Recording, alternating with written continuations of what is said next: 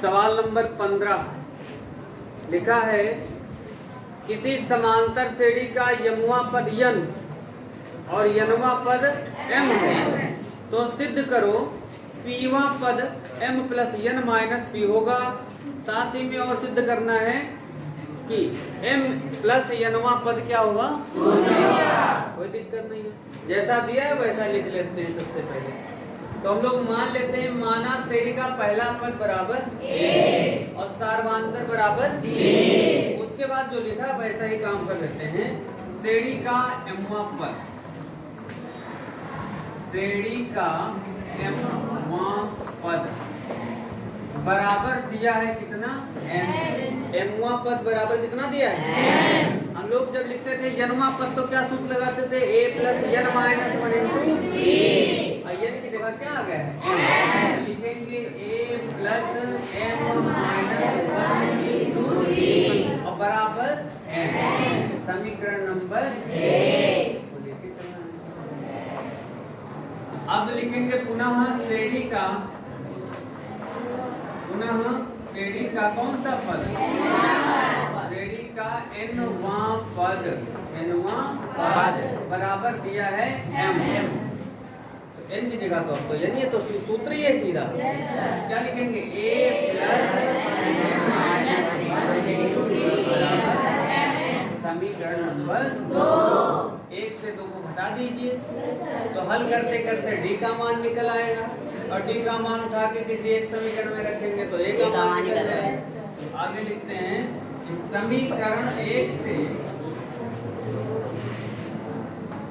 समीकरण 2 को हटाने पर a से a कैंसिल हो जाएगा और इसमें d कॉमन हो जाएगा। बात समझिएगा, दोनों में d है ना, तो d ले लेते हैं कॉमन तो m माइनस 1 अब माइनस लगाएंगे तो चिन्ह इसके बदलेंगे प्लस 1 अब बराबर इधर का भी घट जाएगा भाई n minus m, n minus m।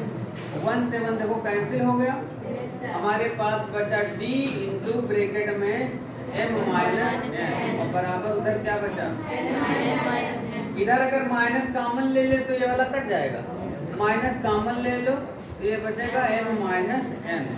अब d का मान निकालना माइनस m माइनस n और ये गुणा में इधर जाएगा तो भाग में हो जाएगा, ये इससे कट जाएगा एक बार तो d का मान पता चल गया माइनस का 1। d का मान हमको पता चल गया माइनस का 1। अब यही d का मान उठा के चाहे यहाँ रख दो चाहे यहाँ रख दो, कहाँ रखोगे,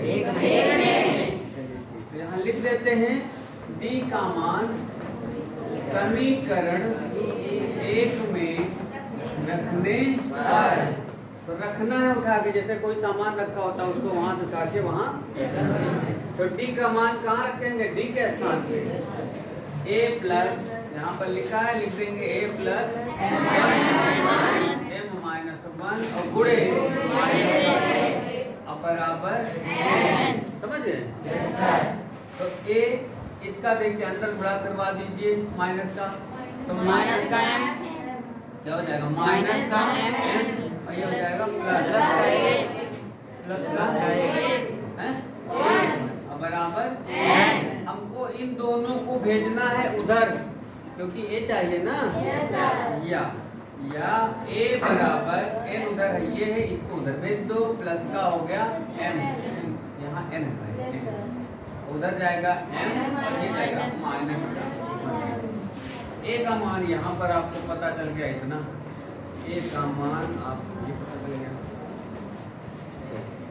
अब हमको सिर्फ तो कुछ और ही करना है ना, अब लिख देते हैं इसलिए पीवा पद, कौन सा पद, पीवा पद हो जाएगा a plus b minus 1 into b। सूत्र में अब इसमें रखना है मान, a और d का मान रखो, a का मान है n plus m minus 1 plus p minus 1 into d का मान माइनस 1, यानी माइनस का 1 कर देंगे, समझे। चलिए n plus m minus 1 minus का अंदर गुणा करो तो माइनस को कट गया। हमारे पास बचा n प्लस यही देखो सिद्ध भी करना कि पीवा पद ये है कि नहीं है। तो ये हमने दिखा दिया कि पीवा पद यही है, तो हम यहाँ पर क्या लिख देंगे? सिद्ध हुआ। किसने सिद्ध किया? किसने देखा? किसको समझ में आया?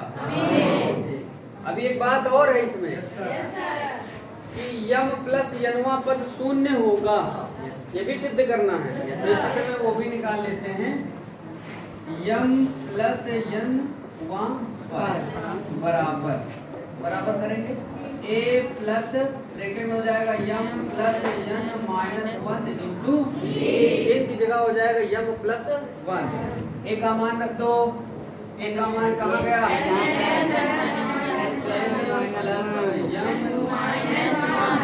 प्लस ब्रैकेट में रखेंगे यम प्लस यन माइनस 1 और पूरे d का मान माइनस का यहाँ पर हम कर देते हैं बराबर बचा n प्लस m माइनस 1।